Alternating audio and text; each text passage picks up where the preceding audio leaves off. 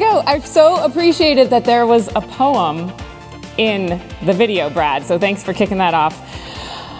All right, let's get started. I need a slide. Here we go. Man wants to be fish or fowl. The snake would like to have wings. The dog is a disoriented lion. The engineer would like to be a poet. The fly studies to be a swift. The poet tries to imitate the fly, but the cat only wants to be a cat.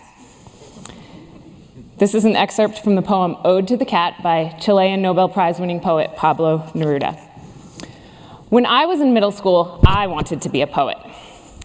I let that dream fall to the wayside and instead became a geotechnical engineer, not surprisingly the least precise of all engineering disciplines. It was probably for the best, because if I had become a poet, the other poets probably would not have let me have a geotechnical engineering column in their magazine. Some of you may think that writing poems is a special skill that most engineers do not have. But the truth is, writing poetry is hard. It's hard for me too. But poetry has added joy and lightness to my career as a geotech, and Lord knows we all need more joy and lightness these days. So I'm going to share my secrets in hopes that some of you too can write and start writing geopoems and share them in our community. In that spirit, I present my talk, The Engineer as Poet, or How to Write a Geopoem, in which I present 9 scenarios that have led me down the path to poetry. For those of you who don't know me, I am Mary Nodine, also known as the Geo-Poet. I have been writing poems in Geostrata magazine for 18 years.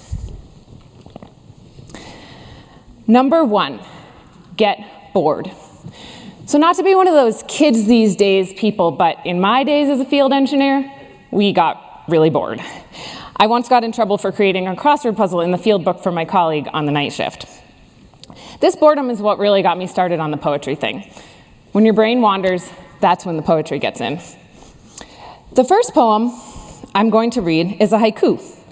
I wrote this while waiting for the sieves to shake in the lab, and for years it lived on the door of the sieve cabinet at GEI Consultants in Boston. Who has ever written a haiku? Anyone? Not Alan Cadden, because he was supposed to introduce me with one, but anyway, it's easy. 5 syllables, 7 syllables, 5 syllables. Count with me. Coarse, yet delicate. Only need a dental pick. The perfect sieve size. You can see I was such a newbie engineer, I didn't even know how to spell sieve. Other haikus I wrote in those early days include this one called Ode to My Plunker. It goes like this. 31 feet short, you build my subtraction skills while I measure depths.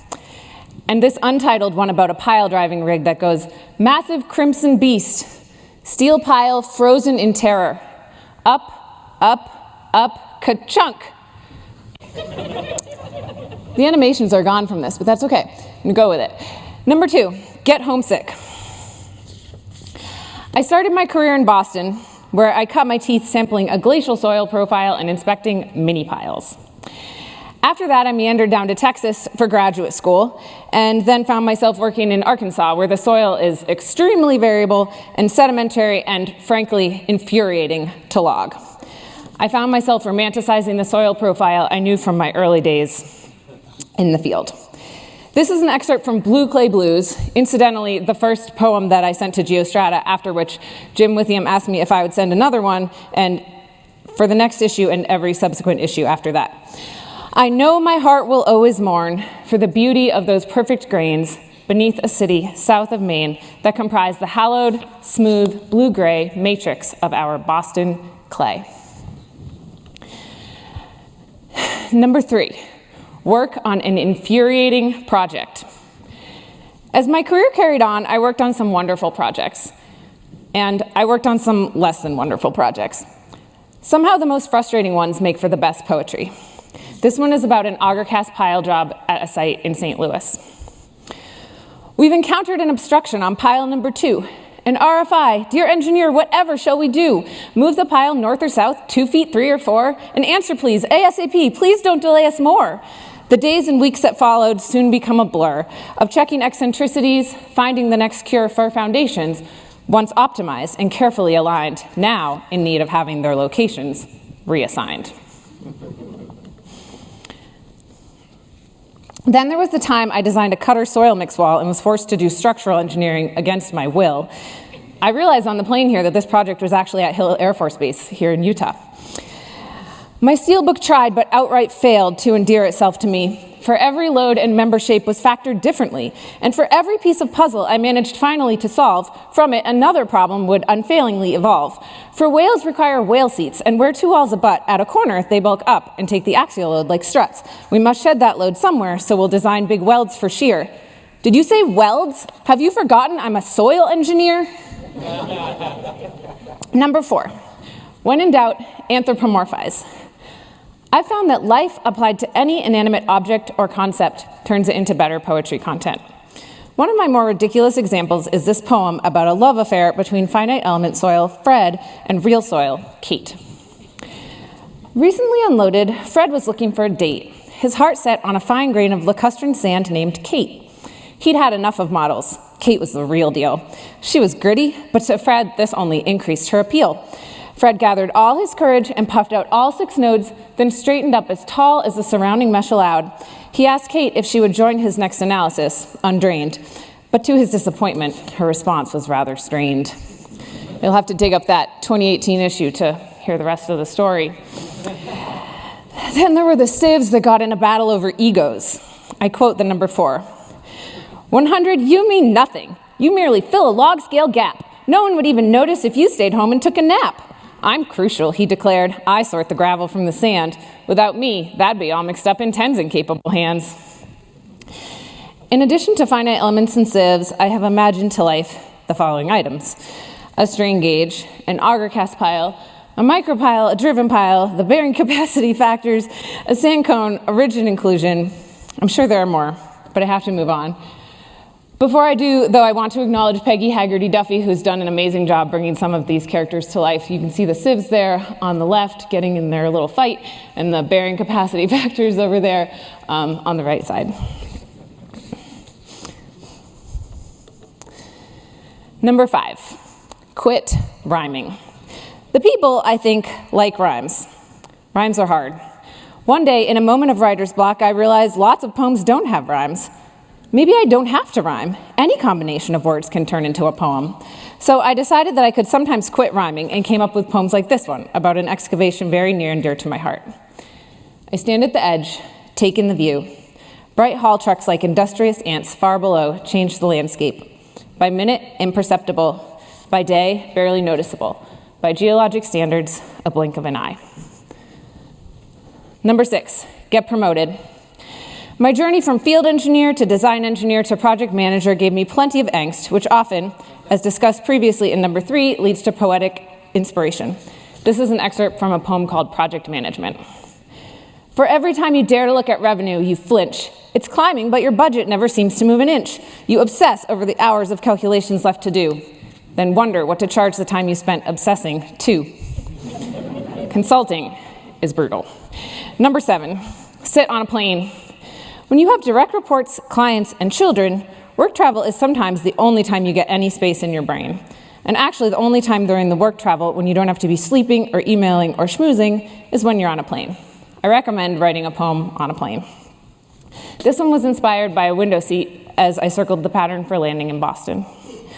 All the little drivers cross the water safely as they worry about deadlines or what to have for dinner, or bank accounts or mortgages or taxes due, but you can bet their minds don't go to all the little boring logs, reports, and calculations, all the little assumptions, all the estimations, all the little submittals, all the comments, RFIs, all the little field reports, all the overtime it takes to build this world we're moving through.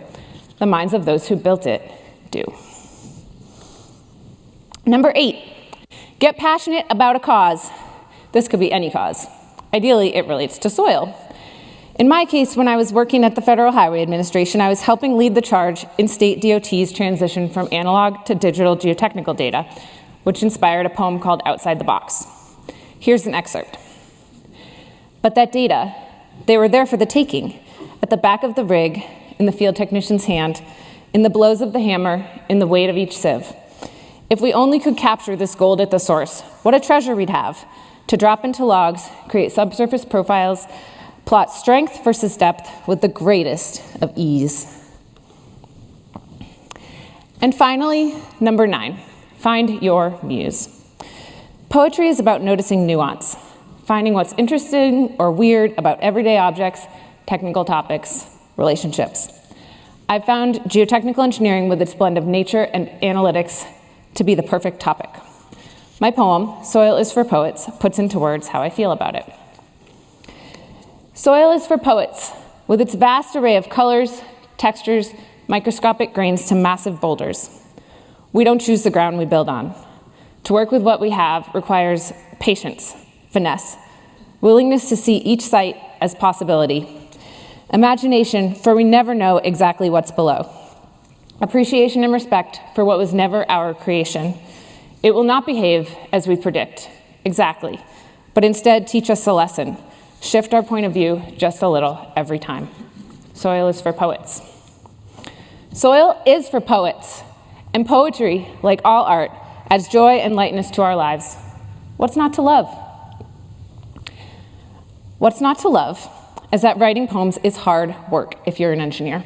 Especially in these days of AI and automation, starting with a blank piece of paper can feel impossible. Trust me, I feel this every 2 months when my GeoStrata deadline rolls around. But I see so much brilliance and creativity in our field, and that's potential to poetry.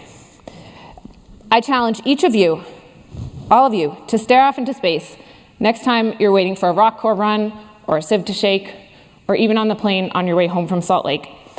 Mull over your biggest construction challenges or your most puzzling stability analysis and see where your brain goes.